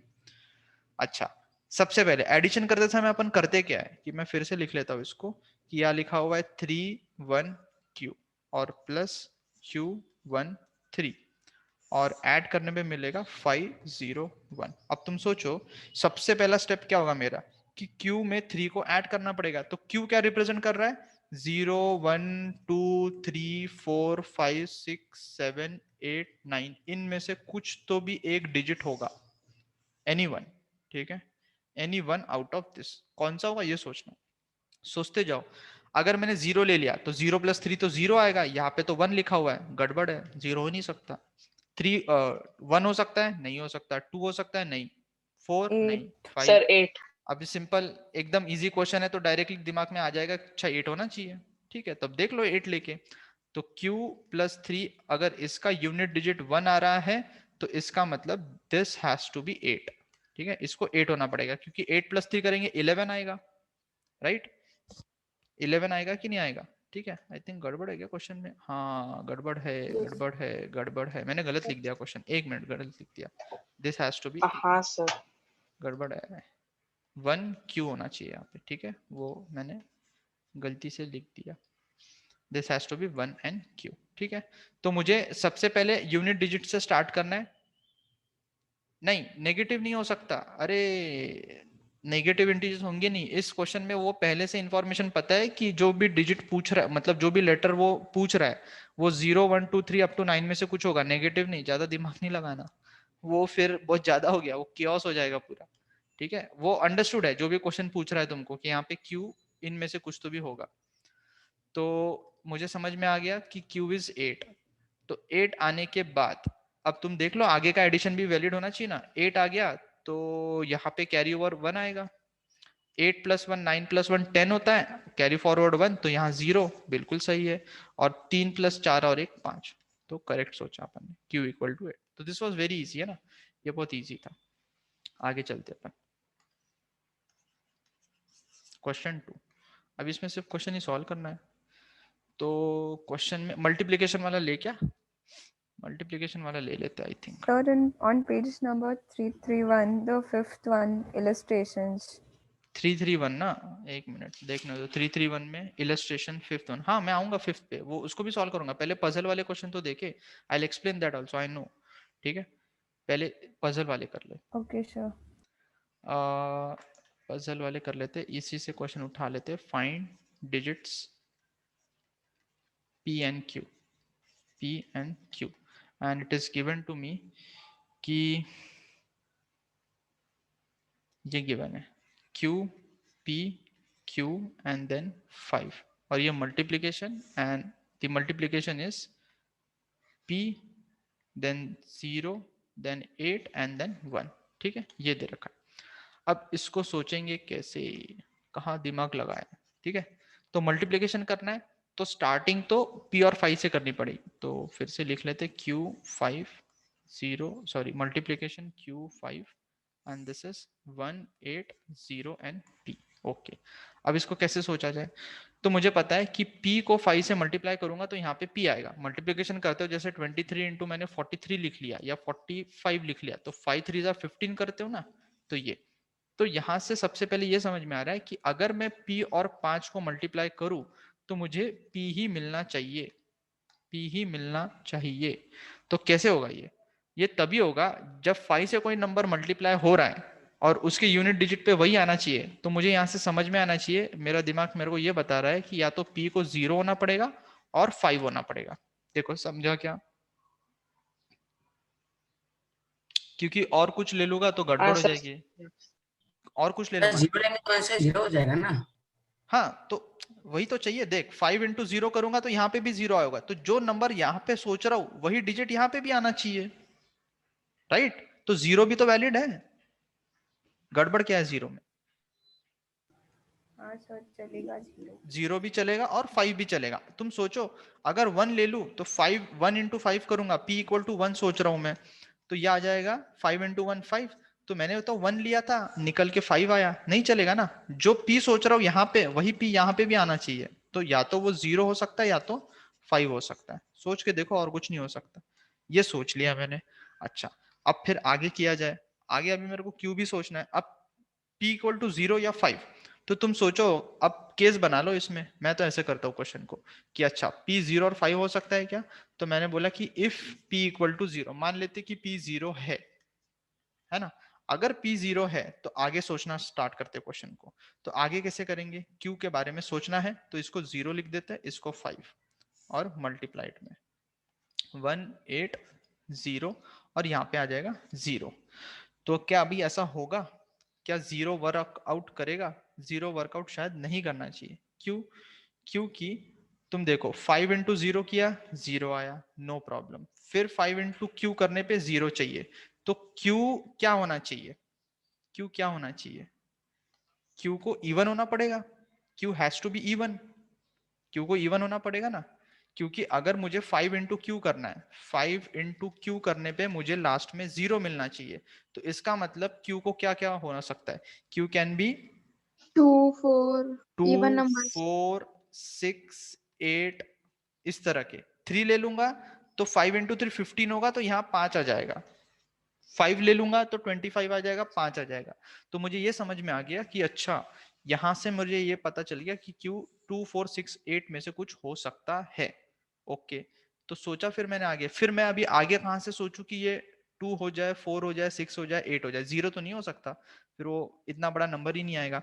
अब 4 डिजिट नंबर दे रखा है, तो अगर मैंने 2 ले लिया तो 5 इंटू 2 10 हो जाएगा। ठीक है, तो वो मल्टीप्लीकेशन किस में कन्वर्ट हो गया, 20 इंटू 25। तो ये तो पता है 500 होता है, तो 2 नहीं हो सकता। तो अभी आगे सोचते जाओ कि क्या ले सकते हैं। 2 नहीं हो सकता, आई थिंक 4 वर्कआउट करना चाहिए। अगर मैंने 4 ले लिया तो 40 इंटू 45, हाँ ये हो जाएगा। 45 इंटू 4 इज 180, 1800। यस, तो मेरा आंसर क्या आ गया, my answer is therefore P equal to 0 and Q equal to 4। अब P इक्वल टू 5 सोचने की जरूरत ही नहीं है, आंसर आ गया ना यहाँ पे। 5 को भूल जाओ, 5 हो ही नहीं सकता जब इसमें आ गया। ऐसा थोड़ी ना हो सकता है कि 2 आंसर आ जाए, आंसर तो एक ही आएगा। सोच के देख लेना, आंसर एक ही आएगा। ठीक है, समझा समझा समझा। तो तुम समझ रहे हो कि क्वेश्चन को करने के लिए तुम्हें सोचना पड़ेगा, मतलब प्रैक्टिस करनी पड़ेगी। अब देखो और एक क्वेश्चन लेते हैं। मैंने ले लिया find missing value, find missing values. ठीक है, तो इसमें ले लिया मैंने 1 इंटू ए, सॉरी क्या लिख रहा हूं मैं, 1 a, फिर उसके बाद इंटू ए कर देते हैं, इंटू ए कर दिया, सॉरी इंटू ए, और यहाँ पे लिख लिया 9a। इजी ले रहा हूँ मैं ताकि फ्लो बने अपना भी। तो सोचेंगे कैसे अभी। तो यहाँ समझ में आ रहा है कि a को a से मल्टीप्लाई करना है ताकि a ही आ जाए। तो a क्या क्या हो सकता है, तो a को a से मल्टीप्लाई किया तो एंड में a ही आना चाहिए। तो आई थिंक सिंपल सा मुझे समझ में आ रहा है कि a क्या हो सकता है। a या तो हो सकता है, It can be 1. a हो सकता है या तो 0 हो सकता है, फिर 0 के बाद 5 हो सकता है, 6 हो सकता है, 1 भी हो सकता है। लेकिन 1 तो समझ में आ गया नहीं होगा, 11 इंटू 1 करेंगे तो 11 आएगा, वो बड़ा नंबर लिखा हुआ है ना 9। 0 हो सकता है, 1 हो सकता है, 5 हो सकता है, 6 हो सकता है, और कोई नंबर ही नहीं है जिसका स्क्वायर करेंगे तो सेम डिजिट मिलेगा यूनिट पे, है ना। तो ऐसा कोई नंबर नहीं है। अब इनमें से कुछ तो भी आंसर है, तो सोचना शुरू कर दो, इजी क्वेश्चन है ना ये तो 0 नहीं हो सकता, 1 नहीं हो सकता, डिस्कार्डेड। 15 इंटू 5 करोगे 75 आएगा, ये भी नहीं हो सकता। तो आंसर क्या, 6, ये has to be equal to 6। ज्यादा इजी हो गया है ना। चलो एक और लेते हैं, देखते अभी कितना आएगा। क्वेश्चन नंबर 4 मैंने लिखा ए बी और लिख लेते हैं into 3 equal to C A B. अब करो, ए बी इंटू 3 और सी ए बी लिखा हुआ है।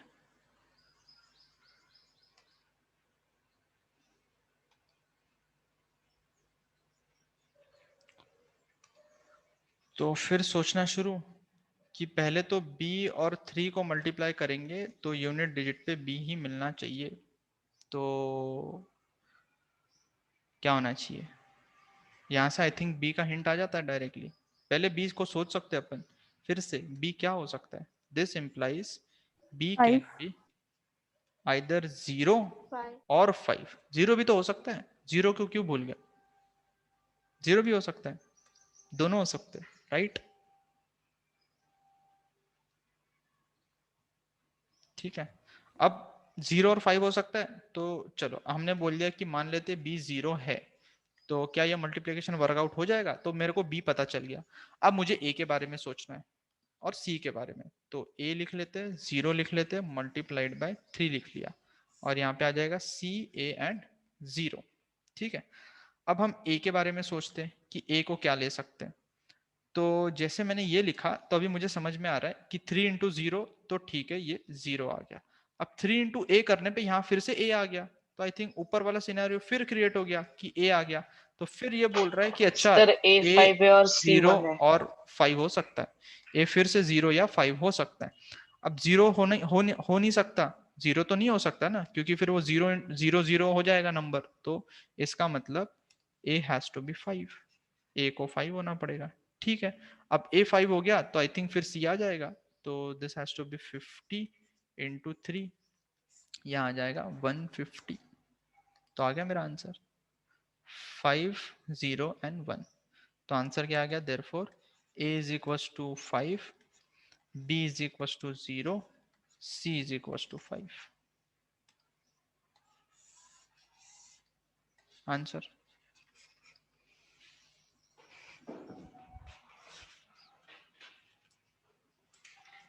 ठीक है,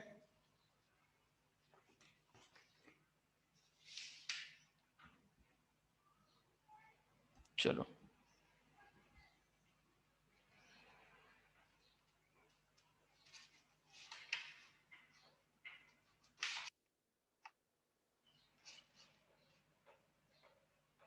So C is equals to 1. अरे c equal to 1, sorry sorry sorry, c should be 1, हाँ my mistake, c has to be 1। हाँ ठीक है, चलो now will come to the understanding of different type of questions. एक minute, that is उसका specific नाम भी लिखा होता है, सॉल्विंग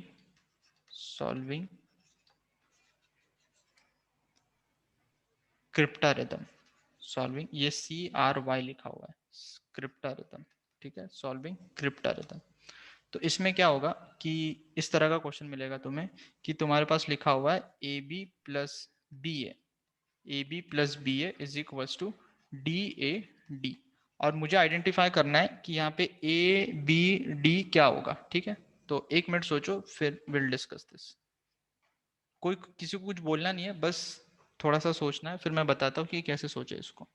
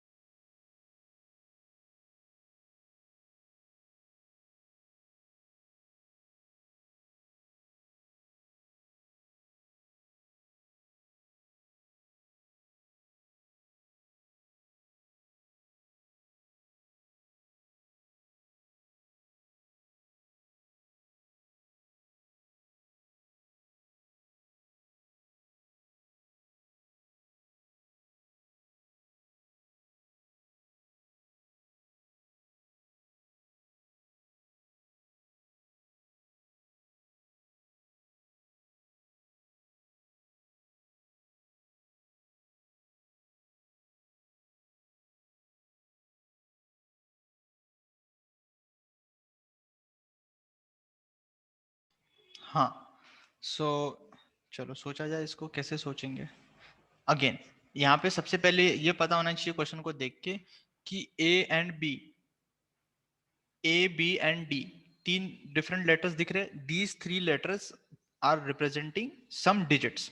ठीक है, तो अगर यहाँ डी लिखा हुआ है, यहाँ डी लिखा हुआ है, तो ये दोनों डी सेम डिजिट होंगे, है ना, डिफरेंट नहीं हो सकते। ओके, तो how do we start with this. पहले तो सबसे पहले अच्छा इस क्वेश्चन को देख के सोचा कैसे जाए कि क्या करना चाहिए। तो देखो ऑब्जर्वेशन करो, अब मैं बताता हूँ क्या करें। एक तरीका तो है कि कोई थोड़ा सा इजी होने के कारण कोई डायरेक्टली सोच लेगा नंबर्स के बारे में और आंसर बता देगा, कर सकते हो तो बहुत अच्छी बात है डायरेक्टली, बट वो हिट एंड ट्रायल होगा। तुम सोचते जाओगे कि अच्छा यहाँ पे 12 ले लिया, फिर यहाँ पे 31 ले लिया, तो 3 डिजिट आएगा क्या, उस तरह से, दैट इज नॉट रिक्वायर्ड। अब देखो यहाँ पे ये 2 डिजिट नंबर है, दिस इज 2 डिजिट, और यहाँ पे 3 डिजिट नंबर। तो सबसे पहला मेरा ऑब्जर्वेशन है कि this is a 2 digit number, then this is a 2 digit number, and this is a 3 digit number, ठीक है, ये 3 डिजिट नंबर है। ओके, समझ गया। तो इसका मतलब कि एक 2 डिजिट नंबर को दूसरे 2 डिजिट नंबर के साथ ऐड किया तो मुझे मिल क्या रहा है, एक 3 डिजिट नंबर मिल रहा है। अच्छा, अब मतलब वो 50 या 50 से अब होना चाहिए। अब तुम ये सोचो कि मैक्सिमम 2 डिजिट नंबर क्या होगा, मैक्सिमम 2 डिजिट नंबर क्या होगा, 99, 99। ठीक है, 99। और यहाँ पे देखो ये ए बी लिखा हुआ है, तो अगर मैं 99 बोल दूं तो यहाँ 99 प्लस 99 करूंगा तो कितना आएगा, 198 आएगा, 198 आएगा। आई थिंक इतना तो समझ सकते हो, Yes, sir. ठीक है। तो इसका मतलब क्या हुआ, इसका मतलब ये हुआ कि ये जो 3 डिजिट नंबर लिखा हुआ है राइट हैंड साइड में, ये मैक्सिमम 198 हो सकता है। मैं ये नहीं बोल रहा हूँ कि 198 होगा, ज्यादा से ज्यादा 198 होगा, मैक्सिमम 198 हो सकता है। 198 से तो आगे कुछ भी नहीं हो सकता, बिकॉज 2 डिजिट नंबर मैक्सिमम 99, 99, तो ये 198 हो सकता है, ठीक है। अब तुम्हें दिख रहा है ये तो नहीं हो सकता, क्यों, क्योंकि यहाँ पे डी की वैल्यू डिफरेंट हो गई ना, ये डी ए डी को सेटिस्फाई नहीं कर रहा है, ठीक है। ओके, तो ये तो नहीं हो सकता। तो मुझे एक चीज समझ में आ गई कि लेफ्ट हैंड साइड और राइट हैंड साइड, ये इक्वेशन को अगर ट्रू होना है तो this right hand side 3 digit number can be maximum 198। तो या तो 198 होगा या उससे छोटा होगा, और मैंने ये भी बोल दिया कि 198 हो नहीं सकता, ठीक है। बट मैं यहां से एक चीज 100% बता सकता हूं कि डी की जो वैल्यू होगी वो तो 1 ही होगी। अब 3 डिजिट नंबर जो 198 से छोटा है उसमें हमेशा फर्स्ट 1 ही आएगा, right, it has to be 1 always, क्योंकि तुम देखो ना 100, 101, 102 लिखते जाओ सारे नंबर्स 198 तक, सब में तो पहला डिजिट 1 ही है, ठीक है। तो मुझे ये पता चल गया डी का वैल्यू 1 होना चाहिए। आई थिंक यहां तक किसी को कोई प्रॉब्लम, No. ठीक है। अब मुझे डी पता चल गया, तो जो राइट हैंड साइड में नंबर लिखा हुआ है that is of the form 1 A and 1, D की वैल्यू फिक्स हो गई हमारी। तो डी की वैल्यू अगर फिक्स हो चुकी है, अब मुझे ए बी और प्लस बी ए के बारे में सोचना है, ठीक है। तो अब कैसे सोचे, ओके, तुम ये 2 डिजिट नंबर और ये 2 डिजिट नंबर, तो किसी भी 2 डिजिट नंबर को हम कैसे लिख सकते हैं, any 2 digit number, let's say if I right 21, तो 21 को I can write 2 into 10 plus 1 into 10 to the power of 0। This is the number system we represent. 3 digit number लिखना है, मान लेते हैं 134, तो इसको लिखते हैं 1 into 10 का स्क्वायर प्लस 3 into 10 की पावर 1 एंड प्लस 4 into 10 का पावर 0। ये नंबर लिखने का तरीका होता है ऐसे, ओके। उसी तरह से अगर मैं ए बी को लिखूं तो ए बी को क्या लिख सकता हूं, A B is nothing but 10 times of A plus B, है ना। 2 डिजिट नंबर को लिखा है, देखो 2 into 10 एंड 1 into 10 की पावर 0 तो 1 होता है। और अगर मैं बी ए को लिखूं तो B A will be nothing but 10b plus A, ठीक है। अब इन दोनों को ऐड करो तो मुझे मिलेगा A B plus B A, A B plus B A, ये किसके इक्वल होगा, 10a plus B and then plus 10b plus A, ठीक है। तो ये कितना आ रहा है, 10a प्लस ए कितना हो गया 11a plus b plus 10b कितना हो रहा है 11b। तो this is how much, 11 times of a plus b। तो यहां से क्या पता चला, ये इतना करने से मुझे क्या पता चला कि जो A B plus B A number लिखा हुआ यहाँ पे, ये ऐसा नंबर है जो 11 से डिविजिबल है, it has to be divisible by 11, दिख रहा है तुमको। यहाँ से तुम्हें एक इंपॉर्टेंट इंफॉर्मेशन मिली कि अगर मैं कोई भी 2 डिजिट नंबर लूं और उसके डिजिट्स को रिवर्स कर दूं, यहाँ पे यही तो हुआ है, ये नंबर लिखा हुआ था फिर उसके डिजिट्स को रिवर्स कर दिया, तो इन दोनों को अगर मैं ऐड करूं तो मुझे ऐसा नंबर मिलेगा जो हमेशा 11 से डिविजिबल होगा। So if I consider a 2 digit number and if I reverse its digit, the number obtained after summing those two numbers would be a number which is a multiple of 11 or a number divisible by 11। इसको तुम note करके लिख सकते हो, ठीक है, this is an information. उसी तरह से चलो मैं यहाँ पे ये एक और चीज बता देता हूँ, ये क्वेश्चन से रिलेटेड नहीं है मतलब, लेकिन एक इंफॉर्मेशन है कि अगर मैं इसी तरह से ए बी माइनस बी ए लिखूं तो A B minus B A, ये जो नंबर होगा ना ये हमेशा 9 से डिविजिबल होगा। देखो कैसे, ए बी को लिख सकते हैं हम 10a plus B, and B A को लिख सकते हैं 10b प्लस ए।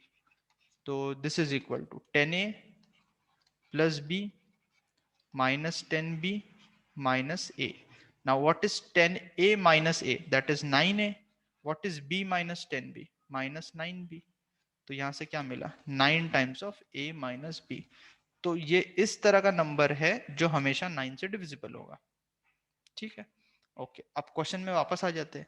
अगर मैं क्वेश्चन में वापस आ गया तो मुझे समझ में आ रहा है अभी कि LHS is a multiple of 11, multiple of 11। देखो यहां तक किसी को doubt? And RHS is equal to 1a1। Yes, किसी को कोई डाउट अभी तक जो एक्सप्लेन किया? No, sir. No, sir, no doubt. No doubt. अच्छा, तो अगर अभी डाउट नहीं है तो आगे अभी सोचना पड़ेगा कि इस दोनों कंडीशन को सेटिस्फाई कराना चाहिए, करना है। एक 11 का मल्टीपल LHS में और राइट हैंड साइड में 3 डिजिट नंबर, तो इस 3 डिजिट नंबर को 11 का मल्टीपल होना पड़ेगा। This has to be a multiple of 11। 121. तो अब ऐसा कौन सा नंबर है जिसमें 3 डिजिट नंबर, जिसमें यूनिट डिजिट 1 है और 100 प्लेस वाला डिजिट भी 1 है, और बीच में मुझे सोचना पड़ेगा कौन सा डिजिट आएगा, तो दैट हैज टू बी 121। और कोई नंबर है 121. तो 121 पता चल गया। तो इसका मतलब मुझे क्या पता चला? Therefore a is equal to 2 आ गया। a कितना आ गया? 2 आ गया। अब a 2 आ गया तो b बता सकते हो कितना आएगा? 9. 9 आ जाएगा। कैसे आ जाएगा 9? यस, 9 कैसे आएगा?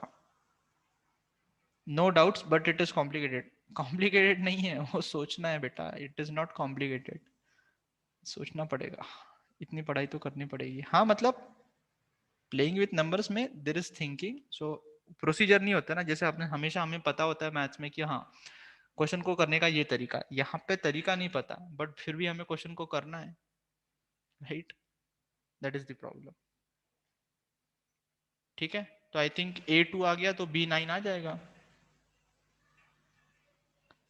तो कैसे आ जाएगा B9? देखो, therefore I can say that 11 times of A plus B, that was the LHS था ये। This is equal to 121। तो मैं यहाँ से क्या लिख सकता हूँ? यहाँ से मैं यह लिख सकता हूँ कि A plus B would be equal to 121 by 11 is 11, और मुझे A पता है 2, B पता नहीं है 11, so this implies B is equals to 9। This is my answer। चलो ठीक है, देन इसमें और एक चीज और बची है, वो बता देता हूँ। आई थिंक अब ये इस टाइप के क्वेश्चन तुम बुक में से सॉल्व कर सकते हो। हाँ, ऑप्शंस देंगे तो इजी हो जाएगा ना, आप ऑप्शंस को देख के डायरेक्टली बता सकते हो। ऑब्वियसली ऑप्शन दे देंगे तो आप ऑप्शन से कर लो क्वेश्चन को, नो प्रॉब्लम। डोंट वरी, अभी जो एग्जाम आएगा उसमें ऐसे क्वेश्चन नहीं आएंगे, थोड़े इजी क्वेश्चन आएंगे। पेपर तो बन चुका है ऑलरेडी। हाँ नहीं, क्वेश्चन नहीं, मैं क्या बता रहा था, अरे भूल गया मैं। एक सेकेंड। हाँ, सबको ये पता है, एक चीज बता देता हूँ क्या, ओ माय गॉड, हाँ सबको ये पता है कि dividend is equal to divisor into quotient plus remainder. ये पता है क्या कि ये नया लिखा है कुछ? हाँ सर, पता है। ये पता है Yes, sir. बहुत बढ़िया, बहुत बढ़िया। फिर तो कुछ नहीं समझाना। देखो, अगर ये समझ में आता है तो मान लो अब मैंने अगर इस टाइप का कोई नंबर लिखा, मान लेते 2n+1, ठीक है?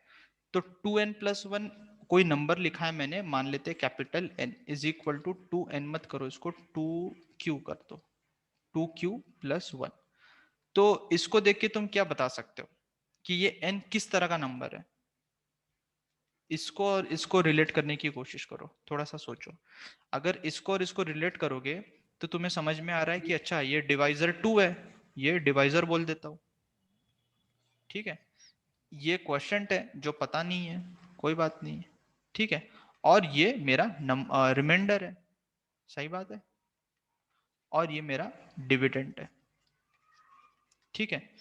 तो यहां से मैं ये बोल सकता हूं कि ये इस तरह का नंबर है कि जिसको 2 से डिवाइड करेंगे, जिसको 2 से डिवाइड करेंगे तो क्या मिलेगा, रिमाइंडर 1 मिलेगा। नंबर, ध्यान से सुनो, number of the type when divided by 2, when divided by 2, by divided by 2 because 2 is my divisor, when divided by 2 leaves a remainder, leaves a remainder of 1। अभी तुम्हारी कोई क्लास नहीं है ना, तो 10 मिनट तो भी अपन कर सकते हैं, बस ये बता देता हूँ एक। So this is the number of the type when divided by 2 leaves a remainder of 1। इसमें किसी को दिक्कत ये समझने में? No, sir, no doubt. ठीक है। No. अब अगर ये समझ में आया तो तुम यहाँ से और एक चीज बता सकते हो आगे मुझे कि सर फिर ये किस तरह का नंबर हो जाएगा कि इसको 2 से डिवाइड करेंगे तो मेरे को रिमाइंडर 1 मिल रहा है, तो बताओ ऑड Odd नंबर number. होगा, Odd. ऑड नंबर होगा, Odd number. therefore n is odd, है ना।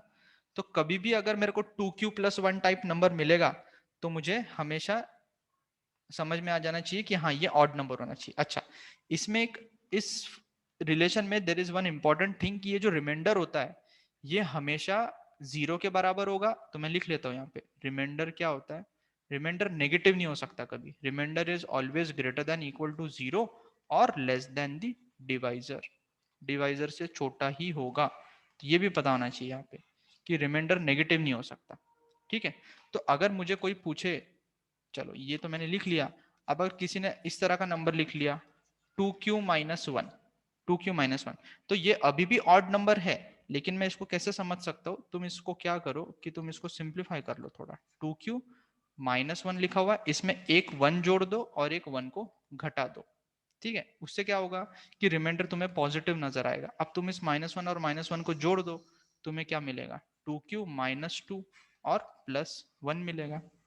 अब मैं बता सकता हूं कि अच्छा ये तो 2 से डिवाइड हो जाएगा, लेकिन ये नहीं होगा, 1 है ना, 1 तो 2 से डिवाइड नहीं हो पाएगा। So now I can say कि अच्छा n इज ऑड, ठीक है, n इज ऑड। मतलब हमने क्या किया यहाँ पे कि इसको 2 को कॉमन ले लिया, तो ये q - 1 लिखा हुआ है, +1 किया हुआ है। तो q - 1 is nothing but question बोल सकता हो, तो इसको तुम इस तरह से लिख लो 2k + 1। तो इसी चीज को हम इस तरह से लिख सकते हैं, दैट इज द अंडरस्टैंडिंग। तो यहां से भी यही मतलब निकल रहा है कि q इज ऑड, बस रिमाइंडर नेगेटिव नहीं होना चाहिए। अब देखो, अगर मैंने लिख लिया number of the form 3q, 3q + 1, ये किस तरह का नंबर है,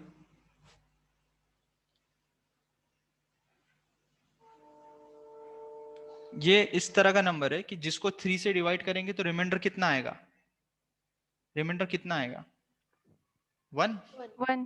रिमाइंडर 1 1. आएगा ना, क्योंकि +1 लिखा हुआ है ऊपर। इससे कंपेयर करो, dividend is equal to divisor into quotient plus remainder. तो here n is a number of the type when divided by 3 will leave a remainder of 1। तो मतलब n क्या हो सकता है, 4 हो सकता है, और क्या हो सकता है, 5 नहीं हो सकता, 4 हो सकता है, फिर उसके बाद 7 हो सकता है, राइट। 7 के बाद क्या हो सकता है, 10 हो सकता है, 13 हो सकता है। ये सारे नंबर को मैं इस तरह से लिख सकता हूँ। सो n इज इक्वल टू 4, 7, 10, 13, ठीक है, इस तरह से। अच्छा, मैं ये क्यों बता रहा हूँ अभी समझ में आएगा थोड़ी देर में, ठीक है। तो अगर मैं इस तरह से किसी भी नंबर को लिख लूँ तो मुझे समझ में आना चाहिए कि अच्छा ये इस तरह का नंबर है 4, 7, 8, 13। तुम यहाँ पे q = 1 डाल के देख लो, 4 आ जाएगा, 2 डालोगे तो 7 आ जाएगा। अब रिमाइंडर मैंने क्या बताया कि रिमाइंडर हमेशा डिवाइजर से छोटा होगा। तो अगर मेरा डिवाइजर 3 है, ठीक है, so let's say if divisor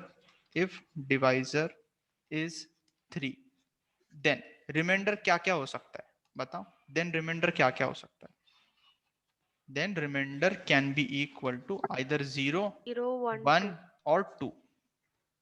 3 अगर डिवाइजर हो गया तो रिमाइंडर हमेशा 0, 1, 2 ही हो सकता है। तो अगर किसी भी नंबर को मैं 3 से डिवाइड करूं तो मुझे किस तरह के नंबर मिलेंगे, ठीक है। मैं नंबर को 3 से डिवाइड कर रहा हूं, तो 3 क्यों लिख लिया मैंने? या तो रिमाइंडर 0 आ जाए, या तो रिमाइंडर ये +0 लिख लो, या तो रिमाइंडर 1 आ जाए, या तो रिमाइंडर 2 आ जाए। इससे अलग कुछ भी नहीं होने वाला है। अगर डिवाइजर 3 है तो रिमाइंडर 0, 1, 2 कुछ भी हो सकता है। ठीक है, इस तरह से हम नंबर को लिख सकते हैं। अब उसी तरह से मैं बोल दूं कि अगर डिवाइजर 5 है तो नंबर क्या क्या हो सकता है? 0, 1, 2, 3, 4. हाँ, तो if divisor is 5 then remainder क्या हो सकता है? 0, 1, 2, 3, 4. 0, 1, 2, 3, 4। तुम कोई भी नंबर ले लो और उसको 5 से डिवाइड करो, तो या जैसे मैंने यहाँ पे एक्सप्लेन किया, कोई भी नंबर ले लो, तुम उसको 3 से डिवाइड करो, तुम्हें इस तरह के फॉर्म के ही नंबर मिलेंगे। अगर मैं डिवाइजर को 5 ले लूँ तो रिमाइंडर क्या क्या हो सकता है? तो इट कैन बी 5q, और it can be 5q + 1, 5q + 2, और 5q + 3, और 5q + 4। q क्या है यहाँ पे? q is the question. तो जैसे जैसे q की वैल्यू चेंज करोगे तुम्हें इस तरह के नंबर मिलते जाएंगे। तुम करके देखना, तुम्हें यहाँ से सारे नंबर मिल जाएंगे। ठीक है, जो भी तुम लिखना चाहते हो। आई थिंक किसी को प्रॉब्लम नहीं होनी चाहिए समझने में। No No problem, problem. sir. ठीक है, तो आई थिंक मैंने ऑलमोस्ट सब कुछ बता ही दिया है। अब क्या बताना है इसमें प्लेइंग विथ नंबर्स में? और नथिंग। चलो एक हाथ 2 क्वेश्चन कर लेते हैं, ठीक है, जो है। जैसे मैंने लिखा क्वेश्चन जितना ऊपर पढ़ाया था डिविजिबिलिटी के ऊपर, कि if 7, 7, 1, 3 then a8 is divisible by 4 where a is a digit, तो निकालना क्या है? a, find a। तो 4 से डिविजिबिलिटी का रूल क्या होता है? Sir, 48. 4, sir. Last two digits should be divisible by 4. Last 2 digits should be divisible by 4. So 7, 7, 1, 3, a8 इसको डिविजिबल होना है 4 से, तो a8 should be divisible by 4, should be Sir, 28, 48. divisible by 4। ठीक है, ओके। तो मुझे a की वैल्यू बतानी है। अब a क्या क्या हो सकता है? 0, 2, 4, 6, 8. है ना, सिर्फ 2 बोल दूंगा तो प्रॉब्लम हो जाएगी। तो देयरफॉर a हो सकता है 0, 0 8 डिविजिबल हो जाएगा, 2 भी हो सकता है, 4 भी हो सकता है, 6 भी हो सकता है, 7 नहीं हो सकता, 78 डिविजिबल नहीं होगा, फिर 8 हो सकता है। सही बात है? देखो किसी को कोई problem? No, sir. No. No, sir. Answer. तो इस तरह के क्वेश्चन तो तुम कर लोगे ना, फिर 3 से वगैरह तो बहुत इजी हो जाएगा। ठीक है, तो आई थिंक खत्म। तो अपना सिलेबस खत्म, अभी कुछ नहीं बचा। अभी क्वेश्चन सॉल्व करो बढ़िया से, और जो डाउट होंगे वो पूछ लो मेरे से, Okay, sir. है ना। सो फिर ये अपनी लास्ट क्लास, दैट्स इट। अभी जो डाउट होंगे वो पूछ लेना, एंड एग्जाम के लिए पढ़ाई करो। चलो Okay, sir. चलो sir, bye Thank you, everyone. sir. Thank Bye, you, sir. sir. Thank you, sir. Bye, sir. Thank you, sir. Bye, sir. Bye, sir. Bye, sir. Thank you, sir. Yes. Bye, sir. Have a good day.